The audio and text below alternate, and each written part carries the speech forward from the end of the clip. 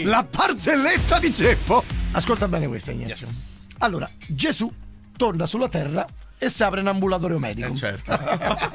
E il primo giorno in sala d'attesa già è tutto pieno di vecchi, no? Che è stato là, e tutti che si chiedono come sarà sto nuovo dottore, no? Dopo un po' si spalanca la porta, si affaccia a Gesù, fa così: avanti il prossimo. Entra un signore sulla sedia a rotelle.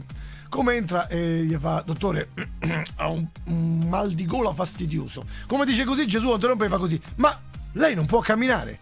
E questo gli fa: sì, veramente dalla nascita, ma c'ho sto pizzicore alla gola. Silenzio, gli fa: alzati e cammina.